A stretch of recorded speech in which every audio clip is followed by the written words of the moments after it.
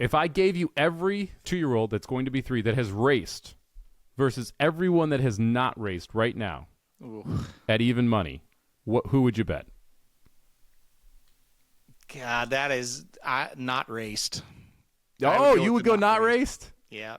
Oh, man. I was going to try and get a bottle of tequila out of this.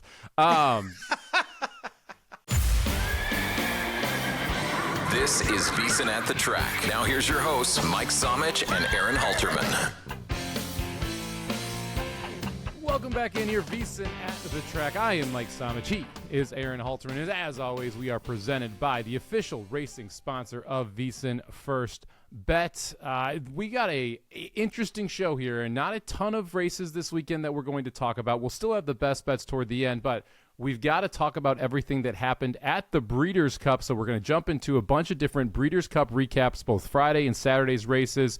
Talk a little bit about the 2026 Kentucky Derby because, hey, it's never too early to talk about the 2026 Kentucky Derby here. We know it's what everybody wants out there. Talk about some news, who's in, who's out next season as we get these horses all have the same birthday on December 31st here, so they're all going to get 1 year older. We'll talk about who's going to run next year in 2026. And we've got a little bit more that we want to jump in here around just some of the news that has happened here at Belmont, at the Big A, at Santa Anita, at Del Mar, everywhere. So we got an interesting show here, Aaron. We're going to talk a lot of Breeders' Cup. First off, just high level, what did you think of this year's Breeders' Cup? I thought it was great. I thought it really delivered. You know, the first 3 races on Friday, I was kind of like, this isn't much. And then from that point on, I thought everything was great. You know, win or lose, you do want the horses to show up and run huge on the biggest day of the year. And I thought, like I said, after you got through those first 3, they absolutely did that. I thought it was a fantastic Breeders' Cup. One of the better ones we've had, in my opinion. Yeah, we've got to see a lot of the stars come out, which is always fun. We had a couple very interesting races, specifically the Dirt Mile was fascinating. The Breeders' Cup Classic was fascinating. I thought the Juvenile was a very interesting race as well. We got to see Gastad absolutely roll. We had a crazy price in the turf. We'll talk about that. From a gambling perspective, it was pretty hit or miss for me. I mean, it was one of those weekends where he had a couple winners, but just not able to string anything big together. Some of the spots were leaning on favorites. There was the upset winners, some of the spots where I liked upset horses, the favorites ones, talking to you, notable speech. But we'll go through all of that here as we get more into the Breeders' Cup. How was your betting weekend? It was really good, and I think it's the difference between styles, because if I was trying to string pick 3, 4, and 5 together, it wasn't that good. But I'm a more of a win and daily double type of guy, and so I was able to have a profitable weekend because of that. But I think you're right. And look, when you're trying to string together those pick 5s, for me, and I think for you as well, it was one race, here or there, where it's like, dang. And when you get in these big days, there's multiple pick 5s, and there's one race that's in all those multiples. And if you don't have it, they're all gone. And that's what happened to me as well. But again, I think, it's a different of styles. I would say if you were betting winners and doubles, you probably would be sitting here going, it was great. I loved it, So it was that's just how it was, And I was with you on a few of them. It's like, okay, I'm going to beat this favorite. And then they would run great and vice versa. That happened a lot as well. But, my big opinions, Ted Nafi, Gastad, Nysos, they all won. Notable Speech was one I ended up playing that won, and so that made it a good 2 days. Yeah, it's interesting with the newer style of racing gambling and the amount of pick 4s and pick 5s that are offered. It can be very frustrating because you could have a single race that takes you out of 3 pick 5s and 2 pick 4s all in one swoop, and you're just like, come on, we were just rolling with everything. That one race comes up, and it gets a little frustrating. Let's talk about some of the horses that we saw and the expectation for them next year, starting with Journalism and Baeza. We have heard officially they will both be back for next year. Journalism pointing toward the Pegasus at Gulfstream Park. Still waiting to hear on the plan for Baeza as well. So we get at least 2 of the 3 big 3-year-olds that are going to come back in their 4-year-old season. We're still waiting on Sovereignty. I'm more expecting him not to run than to run based on the comments that we saw at the Breeders' Cup, but no official announcement on that front yet.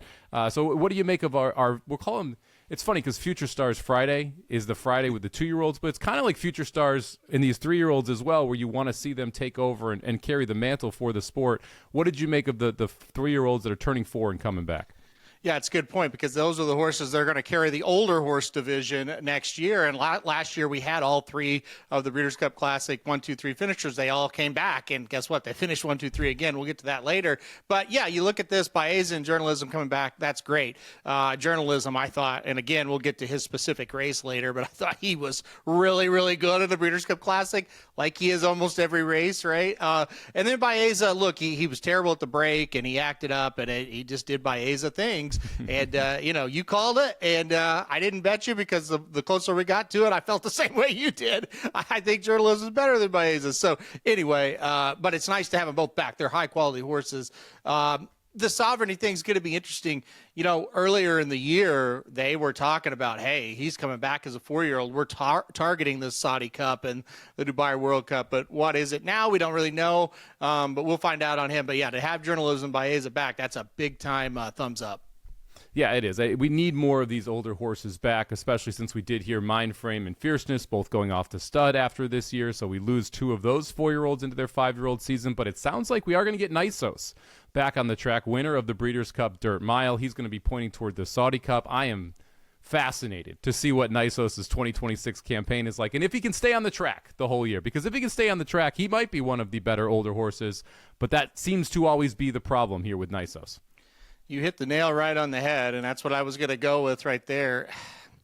I think he's one of the best horses in training. I think if he could stay on the track, and by staying on the track, not only just make the races, but stay long enough to get really fit and really in form, I think he can compete at the Breeders' Cup Classic level with those horses. I really, truly, honestly believe that. The problem with him has been, they were cranking him up for the Kentucky Derby, and then he's gone 15 months. They're cranking him up for the Classic. He wasn't gone 15 months, so that's a start, but he was gone long enough to where it's like, man, now you're in the Dirt Mile, which he ran a fantastic race. Coming off of that long layoff, he was able to still dig in and win. I think the sky's the limit for Nysos, but they said, hey, we're targeting the Saudi Cup. And, Mike, I just laughed because it's like, yeah, I'm sure you are. Yeah. That's a great thought. Great plan.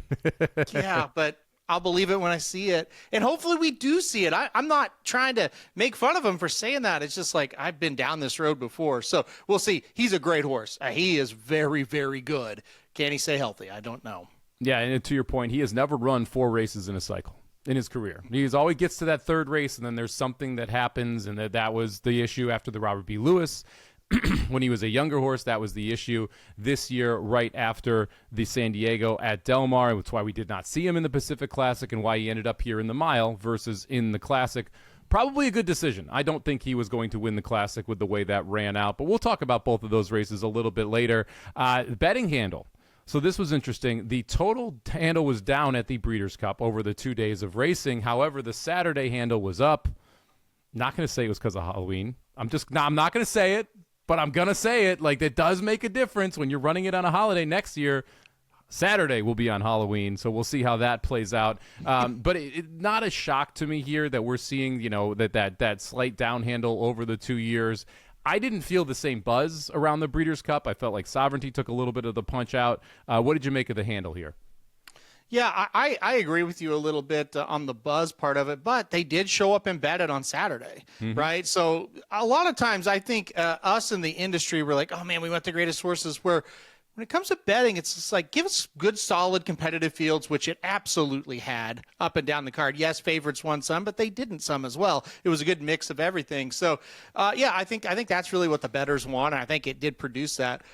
Listen, I'm going to bang your Halloween drum, okay, because I am one of those guys that was just sitting at home by himself with all the lights off so no kids would come to the house and watch the Breeders. I was that guy. But anyway, so I didn't have a problem with it, but I had no less than 6 people on my phone texting me, what happened? Is it 1 minute to post? Are they getting ready to run? Because I'll flip that race on while my kids are out here, and I can maybe watch it while they're going door to door. So I look, there's no reason Friday should have been down if Saturday wasn't down, right? So I'm kind of with you there. But overall, I think it was a good Breeders' Cup for the handle. The handle was still very good. Friday was down, but it wasn't like a significant amount. But it was I mean, obviously enough to make it down for the 2 days. Yeah, and it's another thing where you kind of got unlucky. You had World Series Game 6 there on Friday night as well. You had World Series Game 7 on Saturday. They were at different times, but that's still another event that people are focusing on versus focusing on the Breeders' Cup. You're always against football, which is never a good thing from a betting perspective or an eyeball perspective.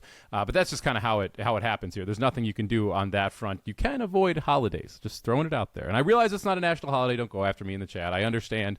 Not a national holiday, but still, look, your target market is dispensable income between the ages of like 30 and 50. Like, that's where you need to add money, and that's like right in the kids section. Just throwing it out there. All right, before we move on, talk about the Breeders' Cup. Got to give a hat tip here to Flavian Prat. He goes out on the final day of Belmont at the Big A and absolutely dominates. Aaron wins 6 straight races and 7 of the races on the card. One of the more impressive feats we've seen from a jockey. Now, the full colony wasn't there because of the timing of this and because of the Breeders' Cup and all that jazz, but still not easy to win 6 straight and 7 on the card.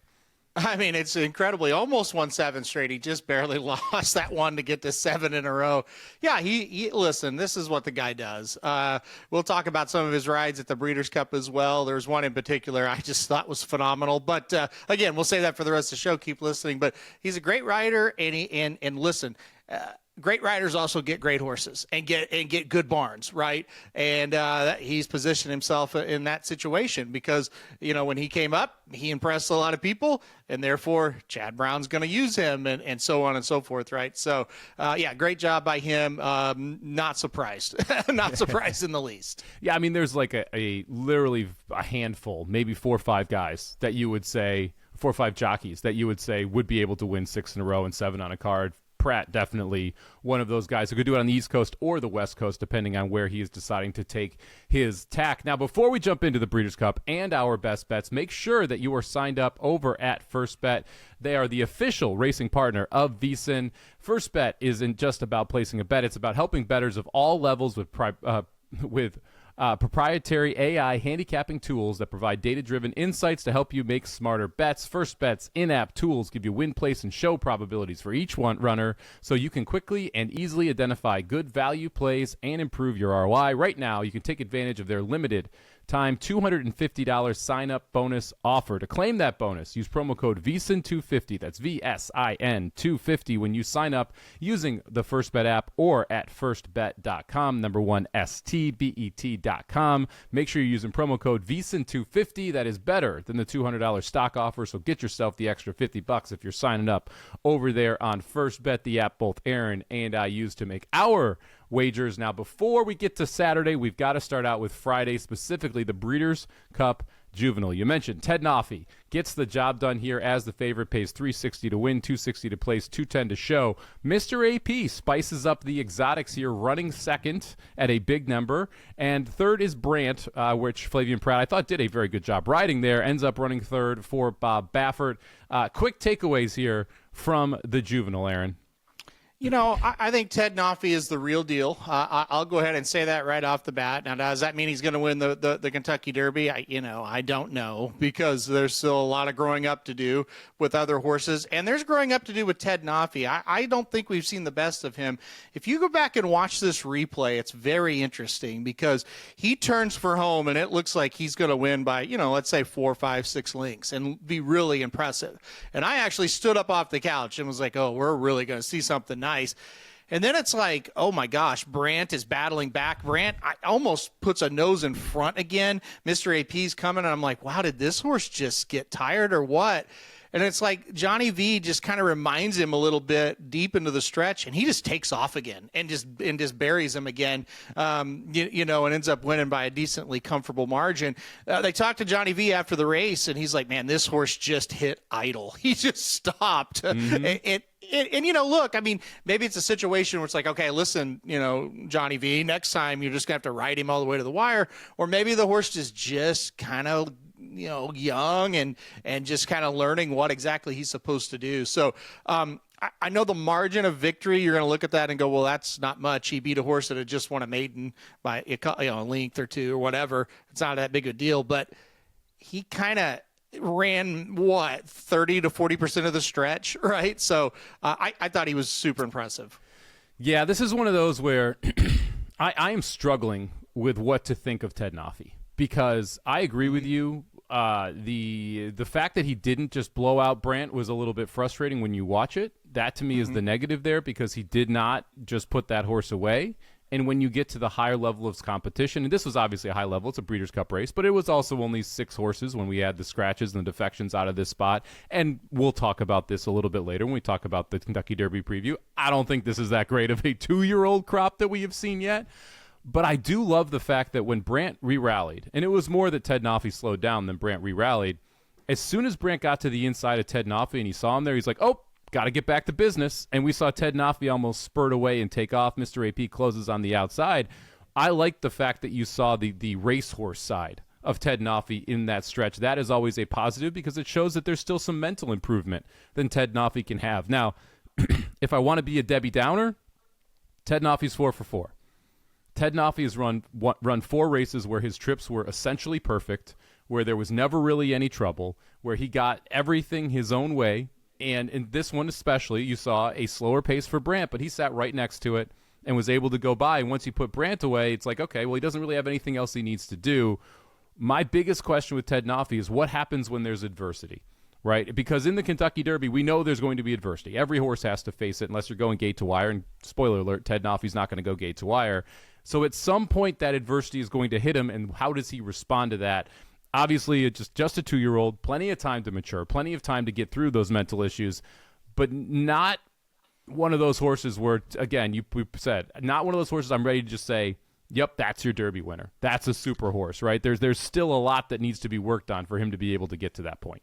I absolutely agree. I'll comment on both your main points. I think they're good ones for sure. And the first one was, hey, I don't know what this 2-year-old crop is. And that's my number one concern, because as of right now, Ted Nafi's doing it and he's winning. I don't think he's beaten much, right? The last race, I kind of liked Blackout Time a little bit, but, listen, Ted Nafi's got to beat that horse if he is who we think he is, right? In this race, I kind of looked at it and said, Brant, I don't think he's a 2-turn horse. He didn't do much for me. To me, a really good Baffert 2-turn horse would have dug in and really made that a race. And I agree with more what you're saying. Ted Nafi made it a race by kind of getting bored more so than Brant coming back. And then, like I said, Mr. AP, who he could be an okay horse, but the horse was just a maiden winner, right? And he really hadn't looked good until that last race. So I don't think he's beaten anybody, and I think that is a serious concern. The trip part of it, you're 100% right again. The one thing I will say about him, and you're right, he's going to get a trip here soon, because they all do, where he doesn't break very well. And all of a sudden he's mid-pack, and all of a sudden it's like, okay, what's he going to do? The one good thing about that, though, he does have that running style that avoids bad trips a lot of times, because he has a high cruising speed, but he's not headstrong. Like, he doesn't have to get to the front, but he's naturally faster than most of the horses that he's going to be racing against. So that is a big help in that situation. But you're right. He, in the 4 races, it could not have gone any better for this horse. He won them all. That's good. But there's going to be much more serious challenges from a horse standpoint and from a trip standpoint. Yeah, we'll see what we find out about Ted Nafi, your Todd Pletcher trainee. I would assume Gulfstream Park is the path here for Ted Nafi versus going to Oaklawn or going up to New York, which is going to teach us a lot, right? Because generally Gulfstream Park, I've been a proponent that the Florida circuit is generally the best circuit that we see heading into the Kentucky Derby. We saw the winner this year go through the Florida circuit. We saw the winner a couple years ago go through that Florida circuit. We'll see if the Ted Nafi able to handle everything that's going to happen there. Also interesting, because you're not going to see him really stretching out if he does go that Florida stretch, as you don't have the longer races right out of the gate for him. I want to see him going these longer distances and facing adversity when doing so. Last thing I'll say about this race, because it really was part of the headline of the entire weekend, we did have defections here. And one of those specifically Blackout Time, which was a vet scratch for Kenny McPeek. We also saw Kenny McPeek's other horse on Saturday get scratched out of the Dirt Mile as well. What did you make of the vet scratch issue that we saw here with a couple of these trainers really complaining that they didn't feel like the vets were giving their horses a fair chance based off of the scratches? There were a lot of them, and when that happens, you do kind of raise the eyebrows. I don't know what to make of it, and I don't want to be on record trying to act like I know what to make of it because I've never been a vet. I've never been in that situation. I don't know. And I hate to say that, but I really don't. I would say that there was a lot. You don't see this many usually. I don't know if that was a Breeders' Cup being a little bit more strict. I don't know if the actual certain vet that they had in charge was a little more strict or what. It's weird, though, because, some of the horses that we were kind of skeptical on, Nysos would be one, right? Where it was like, I know, listen, I'll just be honest. I text you and I'm like, listen, if they're scratching this horse and this horse, Nysos is coming out. Trouble. Yeah. And then the Saturday scratches took forever to get out. And the running joke amongst a lot of my people, it's like, it's Baffert begging them to run Nysos and them saying no. So he still ran. So I don't really know. I'm not really sure. It was abnormal. I think the best way I could put it is somebody that knows more about that than me needs to investigate it because it was abnormal. Anytime you see something like that, it probably needs to be looked at. Yeah, the only reason I'm mentioning it, we see it every year. I don't remember this many trainers complaining about it. And that, to me, was the difference here. In Kenny McPeak in Blackout Time, it was affected, and Mystic Dan the next day was scratched. And those are two horses that have never had any issue. Mystic Dan has been one of the more sound horses that we have seen. I mean, he really has not taken any long layoffs and been consistently running and running well and never had an issue with this. And so when it's the trainers who start complaining, that's what kind of pings my radar. Like, maybe there's something we need to look into here or talk about, but I did want to at least make sure I mentioned that, as it was a reoccurring storyline on both Friday and Saturday with some of the horses who did not end up on the track. Now, before we get to Saturday, make sure you're checking out VSiN Pro. Right now, VSiN Pro is your edge in both the horse racing markets as well as across all sports. We've got new AI prop projectors for both the NFL and the NBA. Try it for just $9.99 for your first month. Head over to vsin.com/subscribe. That's vsin.com/subscribe. And check out all of the subscription options, including that $9.99 promo for your first month. We've got the college basketball guide out too, Aaron, which is essential for me because it is so hard to follow all of these college players and coaches and all of the movement inside all of those Division I teams. So make sure you check out that as well, available over to all VSiN Pro subscribers. All right, let's head to Saturday.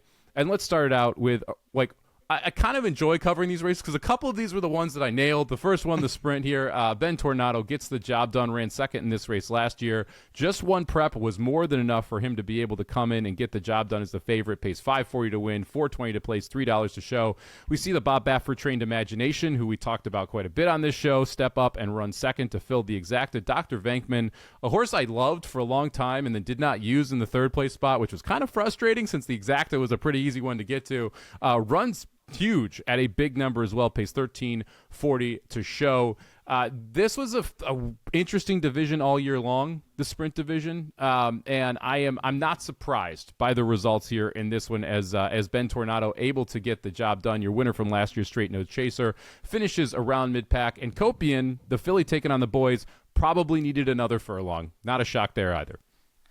Oh, boy, you want to start with Copian. What a terrible decision, especially when the other horse they were going to run in the filly mare sprint scratched. Tamara scratched, and it's like, oh, gosh. Anyway, it's funny. If you go back and listen to the show where Ben Tornado returned, he ran at Churchill Downs off of a long layoff. He hadn't, ran since that Breeders' Cup last year, and we both were like, I don't know, that's a long layoff. And he absolutely romped that day.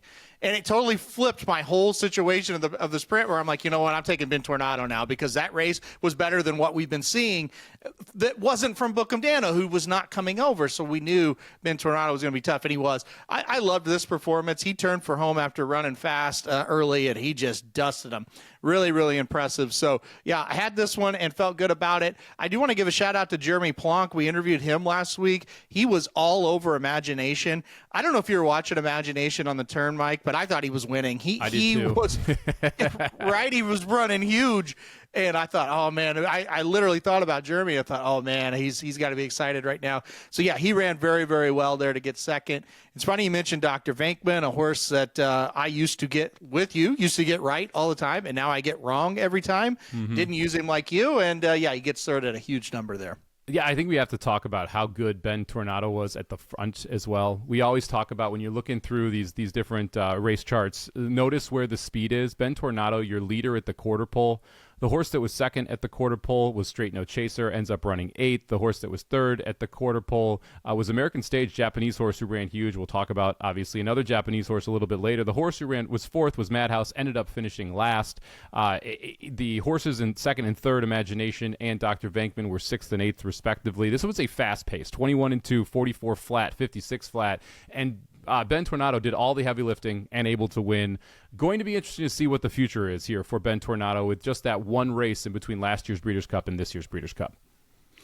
For sure, because if we could see this horse put these kind of races together, I don't really know who's beating him. His last 2 races have just been monster efforts. And as big a fan as I am of Bookham Dano, I don't think he would have beat him on last Saturday. I think Ben Tornado gets out there. And like I said, it's hard to beat a horse going 6 furlongs when they run fast and they don't slow down, right? So I don't know how you beat that type of performance. He also looks like a horse that's like developing. You look at him last year versus this year, he looked bigger. He looked, just more like filled out.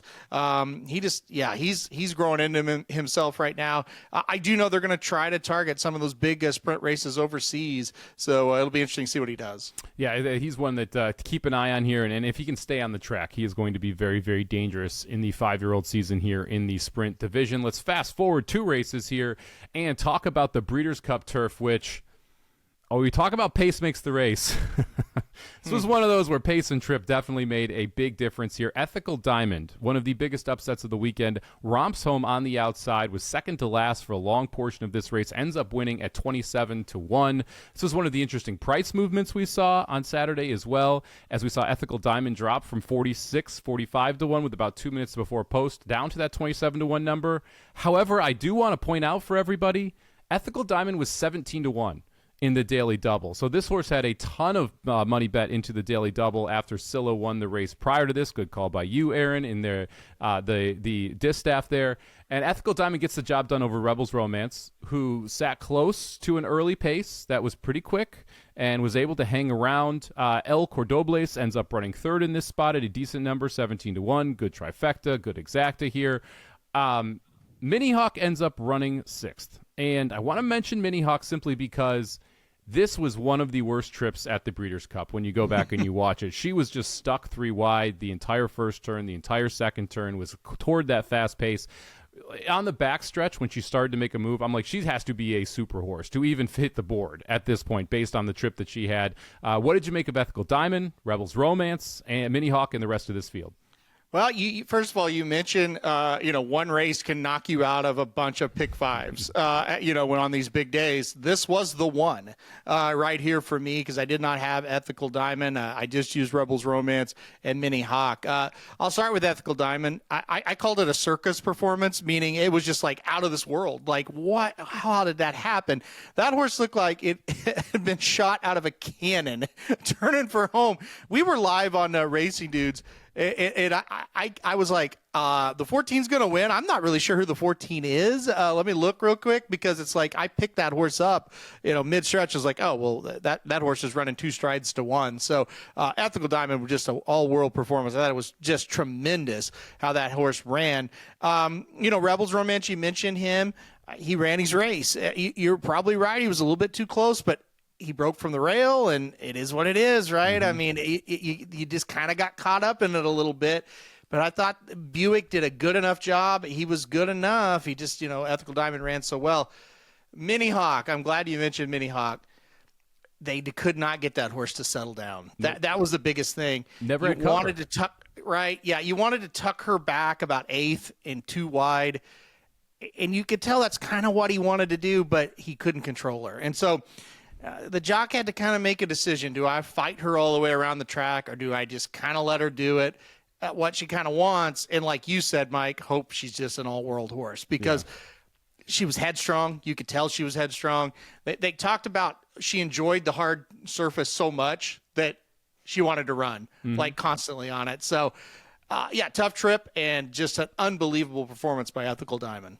Yeah, this was interesting and frustrating, right? Because I actually like Ethical Diamond. If you go watch the Magic Mike show on Racing Dudes with Magic and I, we spent 5 minutes talking about this horse because if you go back and you look at the last 2 races, time form 110, 117, the 117 actually puts this horse in play. Those were both in handicap races. The favorite in both of those carried 134, 129 because again, the handicap races in Europe usually have a lot of horses. The weight changes depending on how much you have done or accomplished. There was a world where this is like a logical horse to get to. The problem for me was Mini Hawk and Rebels Romance win this race, right? And so it's like, how crazy do you want to get? This is a fun tournament horse, had it in the win place tournaments, but didn't have it on the pick fours and pick fives because of you got to go short somewhere. I went short here. I wish I had gone longer here. And this is one of those where you look back afterward and you're like, yeah, no, it's gettable if this plays out exactly like it did. And this is one of those situations we talk about the outside post. If you're a dead closer, not a bad spot to be, right? Ethical Diamond just tucks back in the back of the pack, saves ground, and then wheels wide on the final turn, able to get the job done at a big number.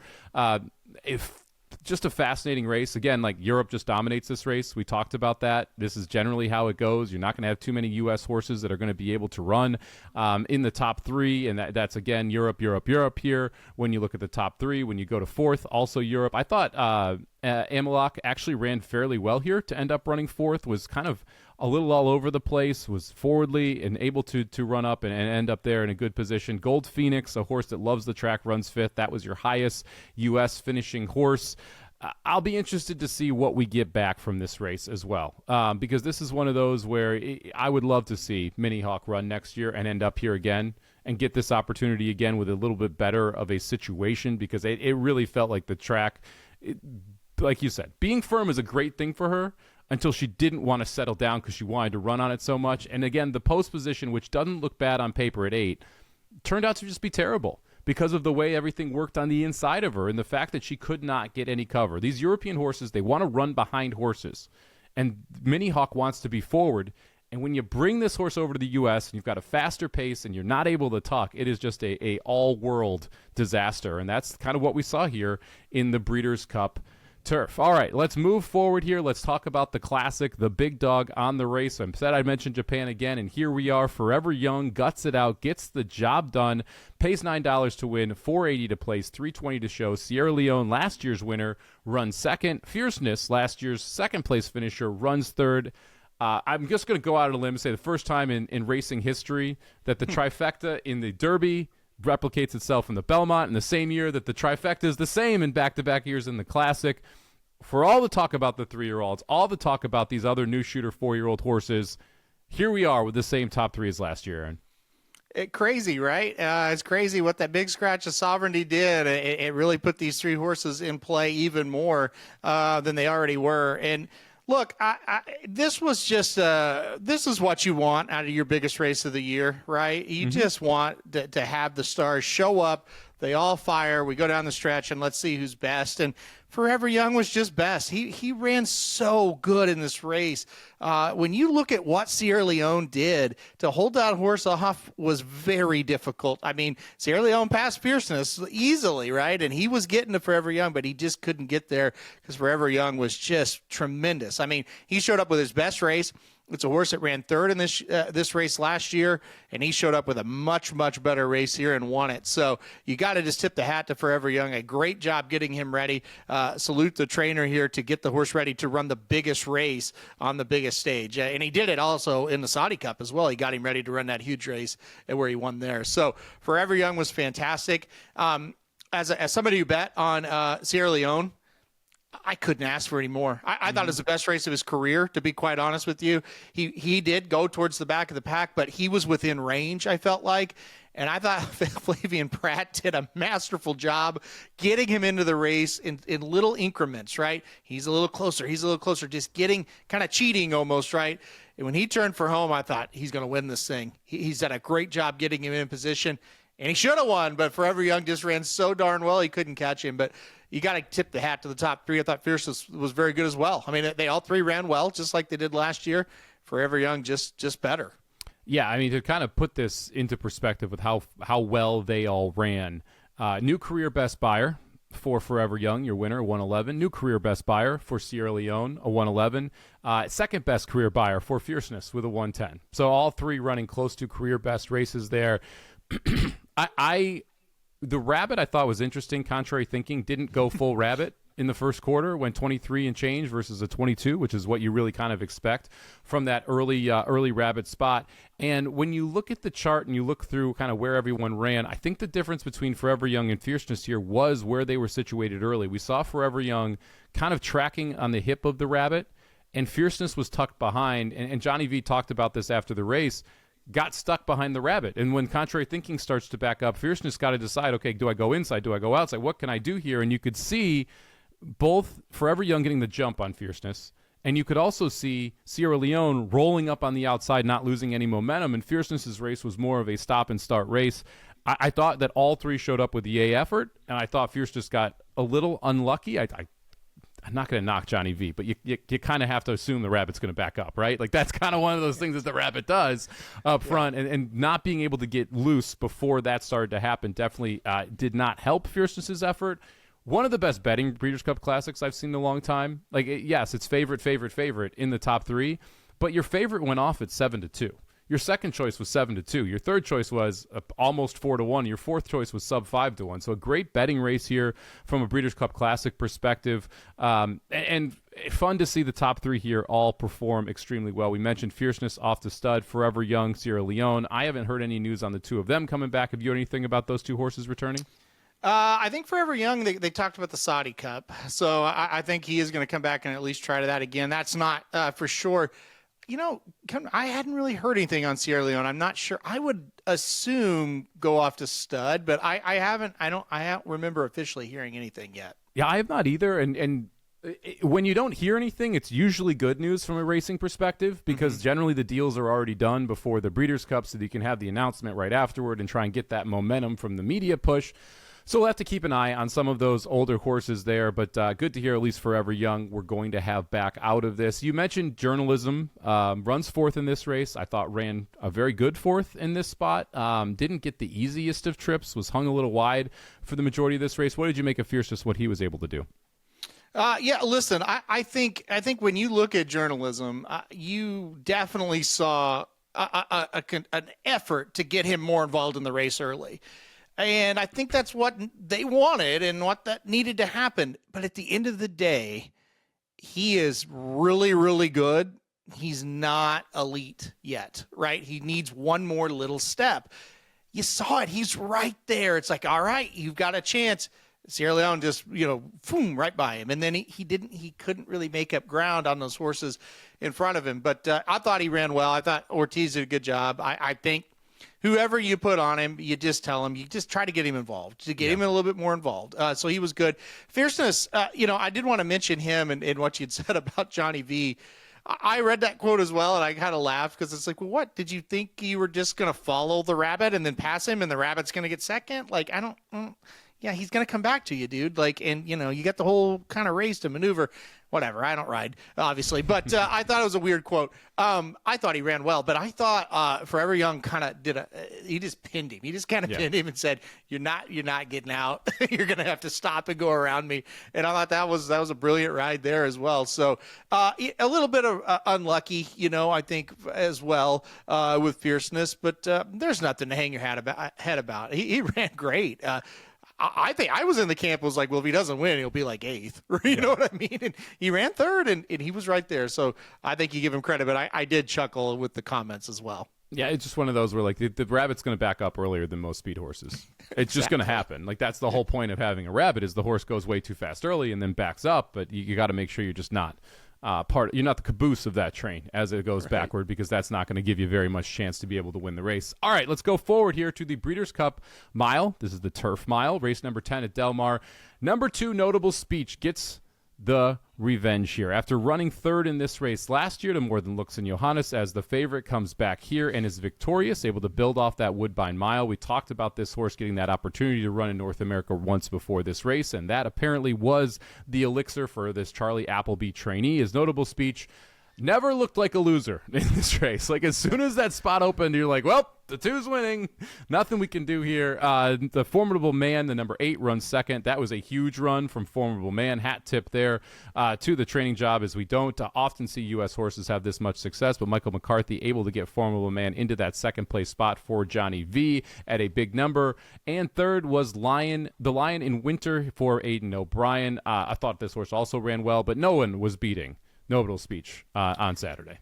You know, it's funny, when we previewed this race, I was kind of all over the place, and you said you got to pick somebody, and I was like, I just don't know. And so I kept doing a little research, and you mentioned it. The thing that got me on Notable Speech basically was, you know, I think Appleby thought, man, why didn't he win here last year? He should have won, and I agree with that comment. And I think him taking him to Woodbine was kind of like, okay, we're going to get him over there early and make sure he kind of handles the North American, style of racing. And I think it made a big difference, because you're right. Like, he was loaded and you could tell he's in great shape, but that rail had to open up, and a lot of horses don't want to run through that opening when it's inside like that. And maybe just that North American racing experience allowed him to kind of, I know what to do here. This isn't that big of a deal. And he was able to get the job done. I really was super impressed with the effort. And look, here's the deal. Yeah, he did kind of have to go through a tight window there, and you're kind of a little bit worried maybe he doesn't get through. He also saved a lot of ground, right? Mm-hmm. And so if you get that opening, you kind of look like a hero if you're William Buick, because it's like, it opened up. He saved all the ground. Look at this. What a performance. If that horse gets stopped, then you are the GOAT in a bad way. Yeah, the negative GOAT, not the greatest of all time. Right, the negative GOAT, exactly. And you are getting just crucified on Twitter and everywhere else, because he looked like a horse. What you just said is 100% true. He looked like a horse that was loaded. And I'm just sitting there going, well, hopefully he gets through, or this is going to be bad. So he got through, and good on him. A really strong performance.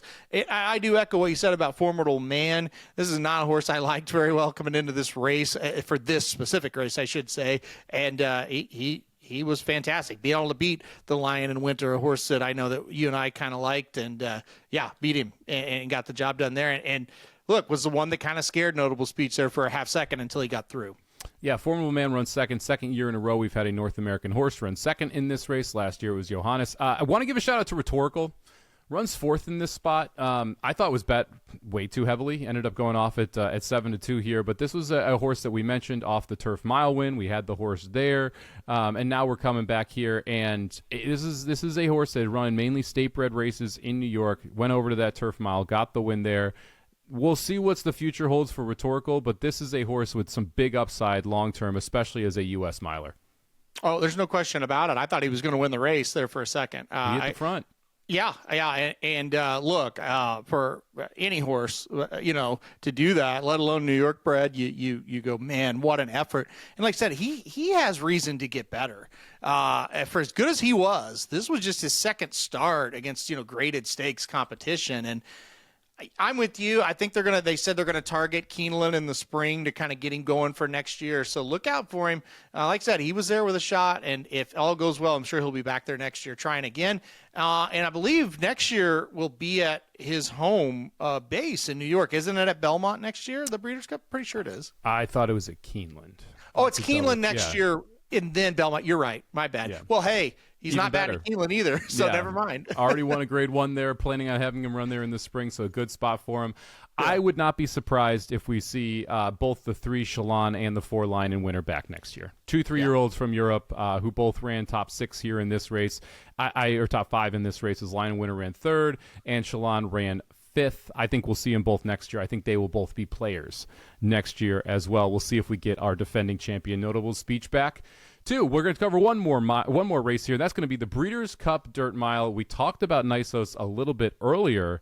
It was the other Bob Baffert trainee that really impressed me here. Nysos, great job by you winning. Not going to take anything away from Nysos.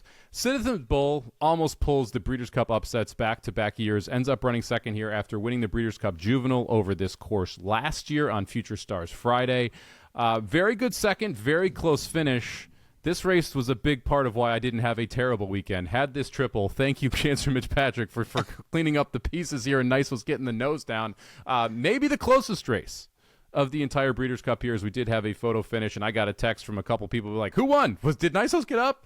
So very, very interesting race here in the dirt mile. Nysos gets the job done. Citizen Bull second, Chancellor McPatrick third. What'd you make of this one, Aaron?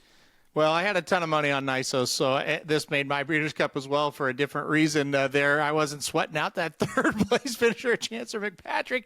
Hey. Only the trifecta bettors were. But he won. You need to get that. The guy gets a little juicing in the price there. Oh, he was very important. I'm not saying it's just funny as bettors. You got this amazing race, and it's like, who's this horse 7 back for third? Is it Chancellor? Yes. Yes, you know what it I mean? is. He's coming from last. Let's go. Everyone else quit. Right, exactly. This was a shockingly good race because and again, you go back and watch last week, like my thoughts were if Nysos shows up, he will win this race under a hand ride. Nysos showed up and won by a nose because Citizen Bull ran a race of his life. Listen, he's a Breeders' Cup winner and he's got some class to him, no doubt about it. He's never ran anything close to this. This was huge. He got out towards the front, and it was going to take a world-type effort to get by him. He ran so well. This reminded me so much of the National Treasure Cody's Wish Dirt Mile back in 2023, where National Treasure, a horse that had ups and downs, throughout his career, ran huge, just like Citizen Bull, but just wasn't quite good enough to beat Cody's Wish that day in 2023, or Nysos here for Citizen Bull in 2025. Again, I was shocked that it was this good of a race. Nysos did fire his big effort, and so, again, I thought there'd be a 6 or 7 length victory if that happened. But Citizen Bull, man, you got to tip the hat, man. He was fantastic in this race. Yeah, last year's winner, Full Serrano, look, Citizen Bull just beat him to the front. Yeah, that was that. Like that was the end of Full Serrano's race when he wasn't able to get forwardly placed, and Citizen Bull never stopped. 105 career high buyer, never run over 100 before, gets a 105 here. Nysos gets a 105 as well, ties his second career high buyer. Just a reminder for all those people out there, horses for courses exist. This is Citizen Bull's 5th race at Del Mar, has 3 wins, 2 seconds now, including a Breeders' Cup win and a Breeders' Cup second place.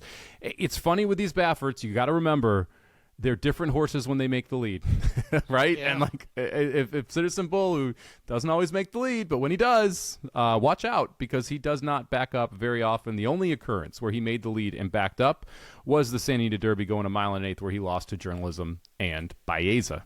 2 pretty good horses, as we found out a little bit later. All right.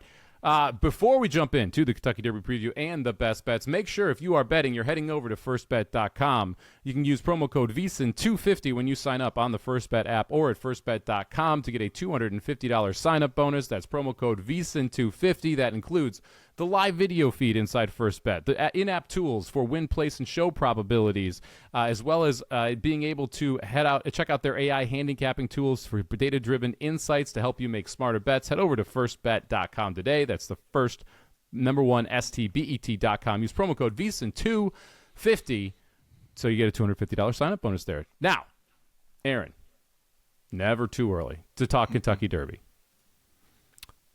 I'm trying to think of the right way to word this. Okay. If I gave you every 3-year-old or 2-year-old that's going to be 3 that has raced versus everyone that has not raced right now at even money, who would you bet? God, that is not raced. Oh, you would go not raced? Yeah. Oh, man. I was going to try and get a bottle of tequila out of this. I don't love it. I don't love it. There's no way to sugarcoat it. I don't love it. Ted Noffey, clearly your best 2-year-old heading into the 3-year-old season. Someone's going to win the Derby that we have not seen yet. Like I can't with any of these horses. Well, here's the deal. The question you just asked, in my mind, is Ted Noffey versus who hasn't started That's yet. Kind of how I feel, too, and that's why I wanted the field. Yeah, well, and it's like listen, if we're sitting here 6 months from now and Ted Noffey has won the race, I'm not going to be like, oh, my gosh, really? But you do kind of have this in the back of your mind. It's like, okay, he's good. I'm not ready to call him great, but he's good. It's going to take somebody pretty good to beat him. You got to think something's out there. right? There's something out there that's going to beat him. And so that's where I'm at right now. And I don't think it's horses that have started.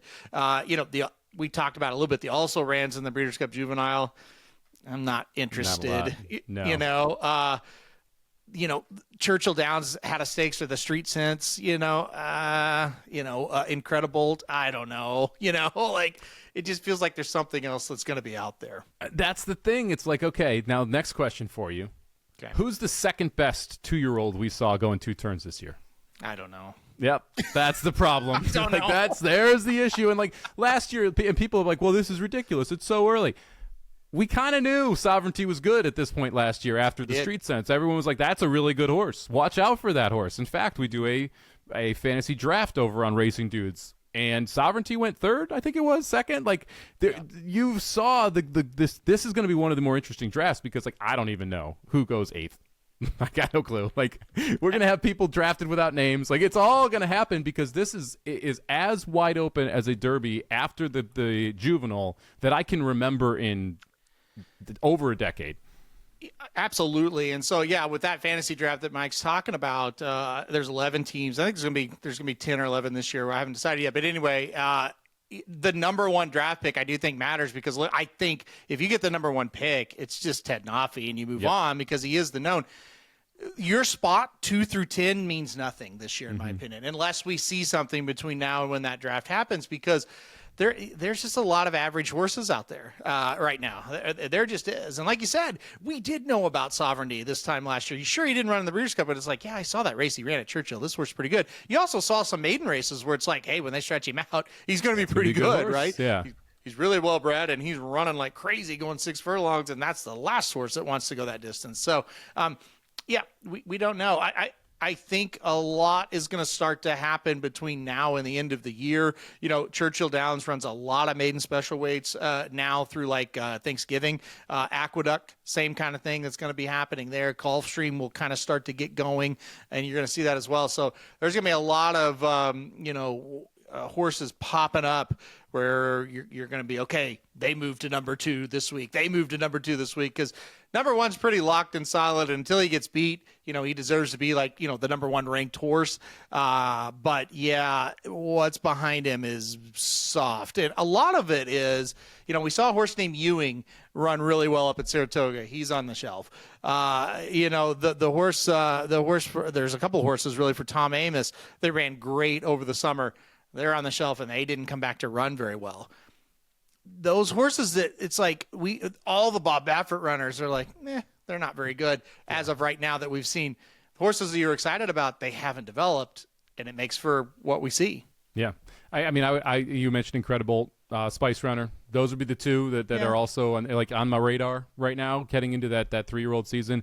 I may force you to do a Aaron's debutante of the week moving forward here, where we have 2-year-olds debuting at some of these tracks, and so we can start kind of pointing to, okay, this horse, that horse, whoever we think we were happy with the race, because this is going to be a fascinating trip, fascinating road to the Kentucky Derby, because there are going to be some curves. Not going to be a straight road. We'll just put it that way, because there's going to be some left turns, some right turns, and some horses coming out of nowhere that are going to definitely compete for the run for the Roses there on the first Saturday in May. All right, Aaron, we do best bets here. We always do best bets here.